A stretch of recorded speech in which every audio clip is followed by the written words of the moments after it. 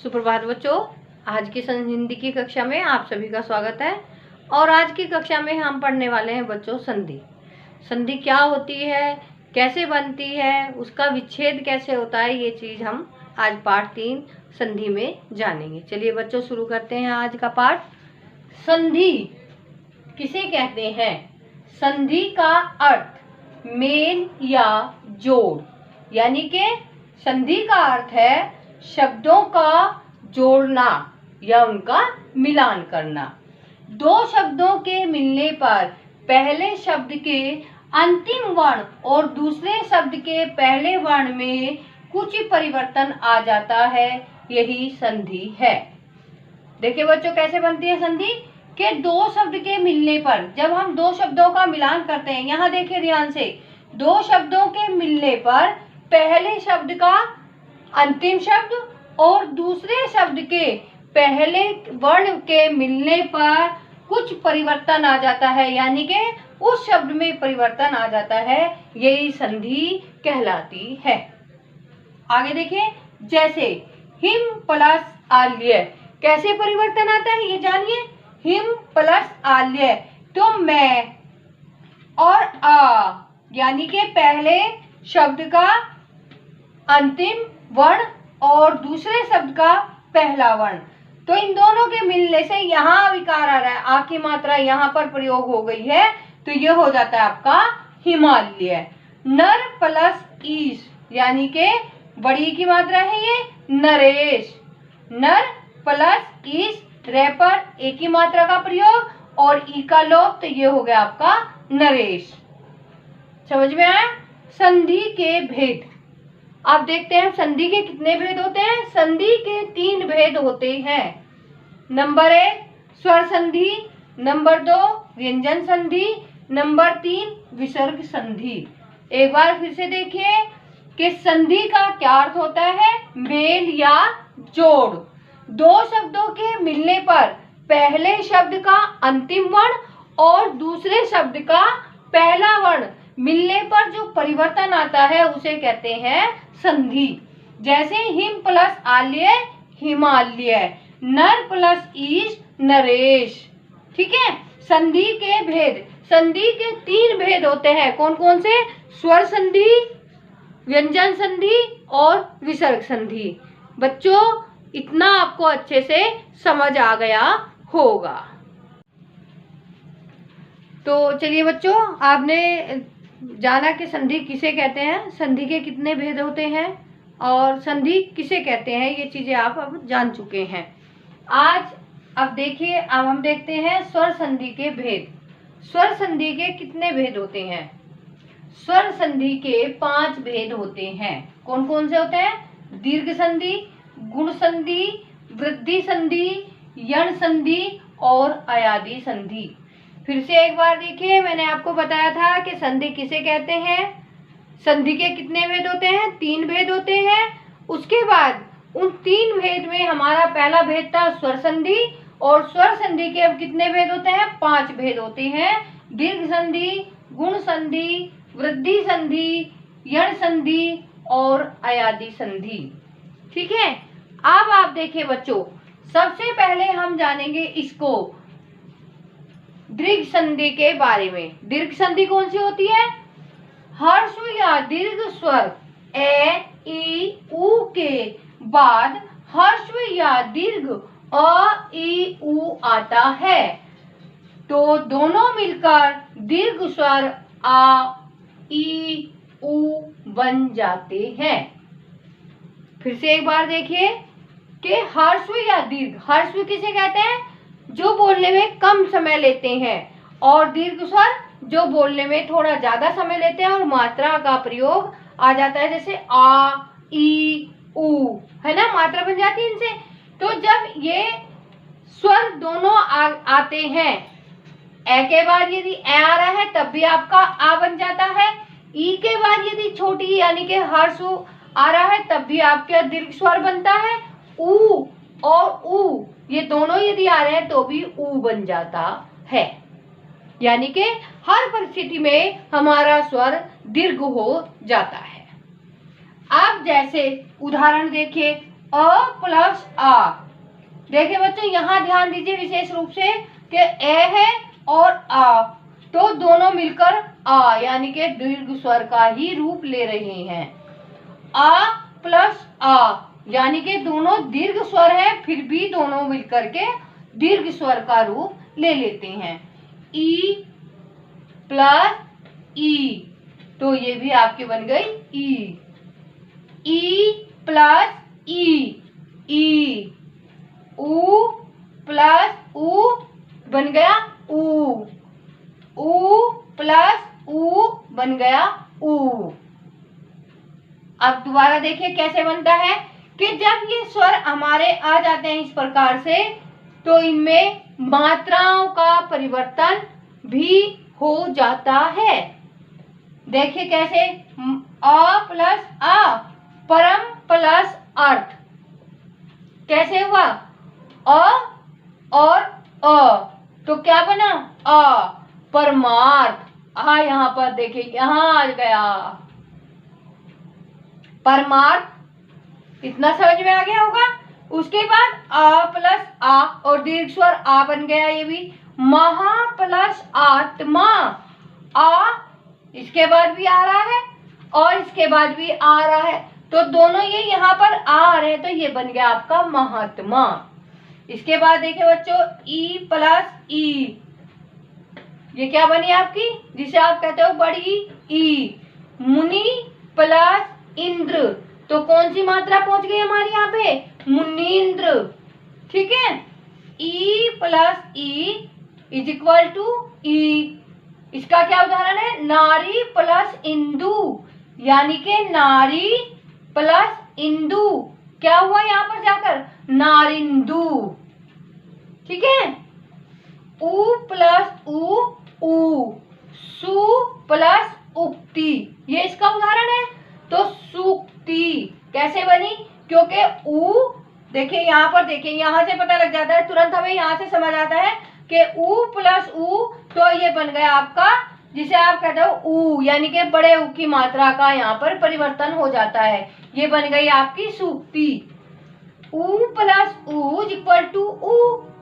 वधु प्लस उत्सव, वधुत्सव। तो बच्चों मुझे पूरा विश्वास है कि जो दीर्घ संधि है आपको ये अच्छे से समझ में आ गई होगी। वीडियो को दो बार देखें तब आपको अच्छे से समझ में आ जाएगा। चलिए बच्चों, अभी तक आपने जाना कि स्वर संधि के कितने भेद होते हैं, 5 भेद होते हैं, जिसमें सबसे पहले आपने दीर्घ संधि के विषय में जाना, ये था आपका स्वर संधि का भेद। अब आप जानेंगे बच्चों गुण संधि। गुण संधि किसे कहते हैं, ए या आ के बाद ई आए तो दोनों मिलकर ए। यहां तक समझिए पहले कि यदि ए के बाद ये ई आती है या आ के बाद ये ई आती है या फिर आ और ई आते हैं, तो दोनों ही परिस्थिति में दोनों मिलकर ए बन जाते हैं। ठीक है, उसके बाद उ या उ आए तो ओ बन जाता है, यानी कि इनके बाद ए के बाद यदि उ आ रहा है या आ के बाद उ आ रहा है, दोनों शब्दों के बाद यदि ये दोनों आ रहे हैं तो उसके बाद ओ हो जाता है। तथा रिरी आए तो अर हो जाता है। रिरी कहाँ पर आए, आ के बाद यदि रिरी यहाँ आ रहा है या आ के बाद फिर यहाँ पर रिरी आ रहा है। यदि ए के बाद रिरी आता है या फिर आ के बाद रिरी आ जाता है, तो दोनों ही परिस्थिति में यह अर हो जाता है। इसे गुण संधि कहते हैं। जैसे इसके कुछ उदाहरण देखिए आप यहाँ पर, तभी आपको समझ में आएगा यदि आप उदाहरण अच्छे से समझेंगे। ए और ई, यहाँ बताया था ना मैंने, यहाँ से देखो ए और ई, तो दोनों मिलकर क्या बन गए ए। ठीक है, फिर उसके बाद मैंने बताया था आ और ई, तब भी यही बनता है। तो यहाँ देखिए आ ई आए, है ना, एसएडी जिसे आप बोलते हैं।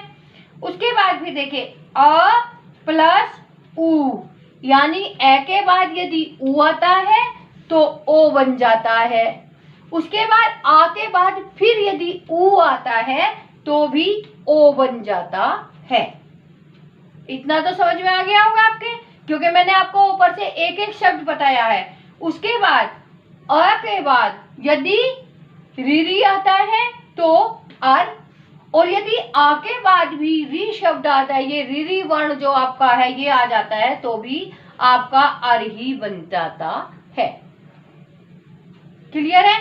अब इसके उदाहरण देखिए। नर प्लस इंद्र क्या बना? नरेंद्र। क्यों? अ और ई, ये दो, देखिए मैं आपको यहां मिला के बता रही, ये दोनों शब्द आपके कैसे मिल रहे हैं? ए ई, नर अ और ई, तो नरेंद्र। ठीक है। उमा, आ यहां से, और ई शे, उमेश, ये बन गया आपका उमेश। अ प्लस उ, ओ बनता है, तो लोक अ उक्ति, अ की ध्वनि आ रही है ना यहाँ पे देखिए, लोक अ उक्ति, तो ये बन जाती है आपकी लोकोक्ति। अ प्लस उ ओ, तो ये हो गया गंगा प्लस उर्मी यानी के गंगोर्मी। इसके बाद अ प्लस रि अर, सत्य प्लस ऋषि यानी के सप्त ऋषि। अ प्लस रि अर, री तो आपको जान गए ना अच्छे से आपके, और आ के बाद आने के बाद आपका अर हो जाता है। महा प्लस ऋषि, महाऋषि। तो बच्चों आपने देखा ना, आपने गुण संधि का आज ज्ञान प्राप्त किया, आपको अच्छे से समझ आ गई होगी।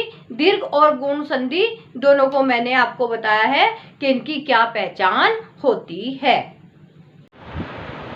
चलिए बच्चों, अभी तक आपने जाना स्वर संधि के दो भेद, दीर्घ संधि और गुण संधि। ठीक है।